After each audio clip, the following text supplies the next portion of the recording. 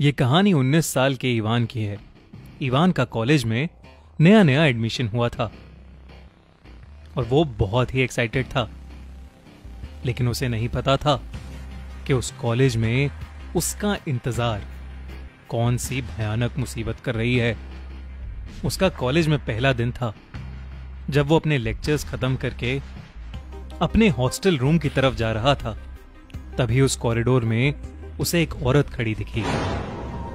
वो दूर से ही इवान को घूर कर देख रही थी। उसे लगा कि वो कोई खड़ूस सी टीचर है, तो वो चुपचाप अपने रूम में चला गया। उस दिन के बाद इवान अक्सर उस टीचर को अपने रूम के बाहर वाले कॉरिडोर में देखता था और वो हमेशा उसी वक्त दिखती थी जिस वक्त उस कॉरिडोर में और कोई भी नहीं होता था। इवान को यह बात अजीब लगती थी और इसीलिए उसने कई बार उस टीचर को ग्रीट करने की कोशिश भी की, लेकिन वो टीचर कभी कोई रिएक्शन ही नहीं देती थी, बस इवान को घूरती रहती थी। उस कॉलेज में 2 लाइब्रेरी थी, एक जो नई नई बनी थी और एक बहुत पुरानी। वो पुरानी लाइब्रेरी पिछले 1 साल से बंद पड़ी थी, पर एक रोज जब इवान वहां से गुजर रहा था तो उसने उसी अजीब सी दिखने वाली टीचर को उस पुरानी लाइब्रेरी के अंदर जाते देखा।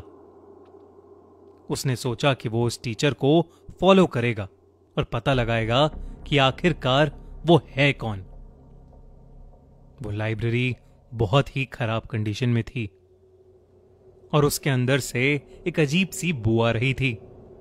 उस लाइब्रेरी में उस टीचर और इवान के अलावा और कोई भी दिखाई नहीं दे रहा था। लाइब्रेरी के आखिरी हिस्से में इवान को वो टीचर खड़ी दिखी। वो टीचर दीवार पर कुछ लिख रही थी और साथ ही कुछ बड़बड़ा रही थी। इवान चुपचाप दूर से खड़ा उस टीचर को देखे जा रहा था, लेकिन अचानक उस टीचर ने पीछे मुड़कर इवान को एक भयानक नजर से देखा। उस टीचर की आंखें लाल हो गई थीं। इवान को एक अजीब सा डर लगने लगा था, इसलिए वो जल्दी से वहां से निकल गया। जब उसने उस लाइब्रेरी से बाहर निकलकर दरवाजे पर गौर किया तो उसने देखा कि वहां ताला लगा था। इवान को कुछ समझ नहीं आ रहा था, तो वो अपने हॉस्टल की तरफ वापस चला गया।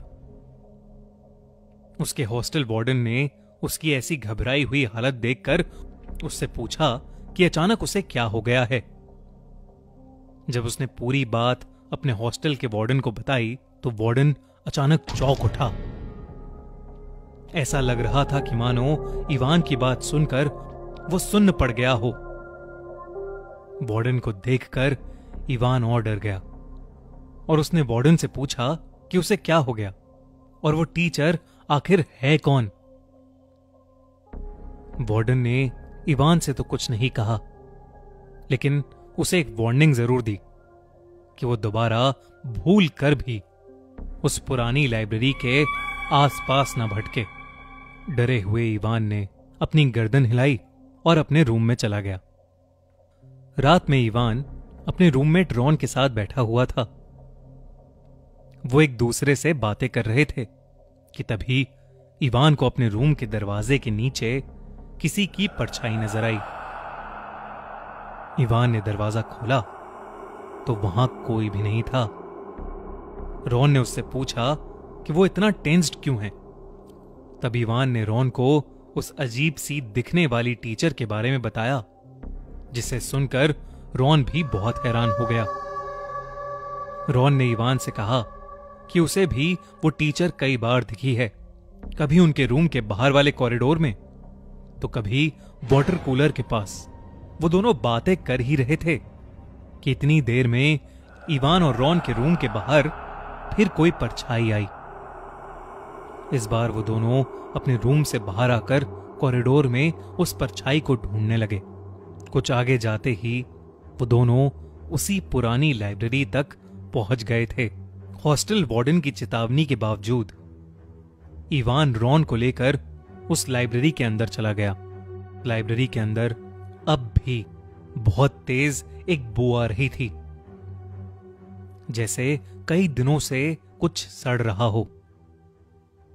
लाइब्रेरी की डरावनी शांति में उन्हें किसी की तेज आवाज में कुछ बड़बड़ाने की आवाज सुनाई दे रही थी।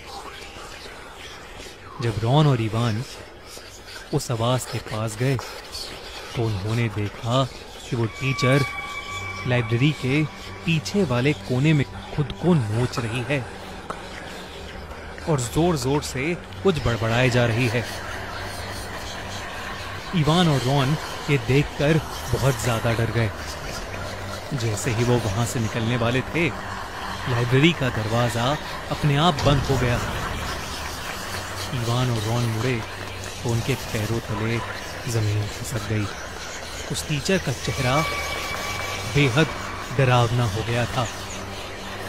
वो हवा में उड़ रही थी और धीरे धीरे दोनों लड़कों की तरफ बढ़ रही थी। उसके बड़बड़ाने की आवाज अब और तेज हो रही थी। उसने चिल्लाते हुए इवान और रॉन का गला पकड़ने के लिए हाथ बढ़ाया, लेकिन तभी लाइब्रेरी का दरवाजा खोलकर उनके हॉस्टल का वार्डन वहां आ गया।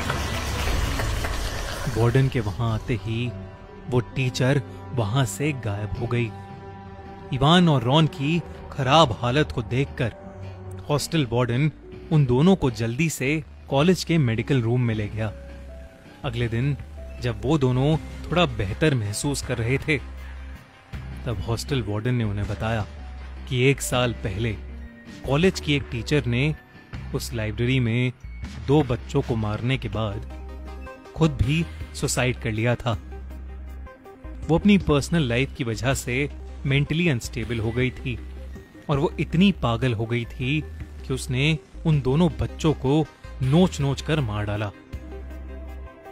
इत्तेफाक से वो स्टूडेंट्स जो मरे वो उसी रूम में रहते थे जिस रूम में अभी इवान और रॉन रह रहे थे। उसी दिन इवान और रॉन का रूम चेंज कर दिया गया और उस पुरानी लाइब्रेरी को हमेशा हमेशा के लिए तोड़वा दिया गया। उसके बाद से उस कॉलेज में फिर कभी उस टीचर को नहीं देखा गया।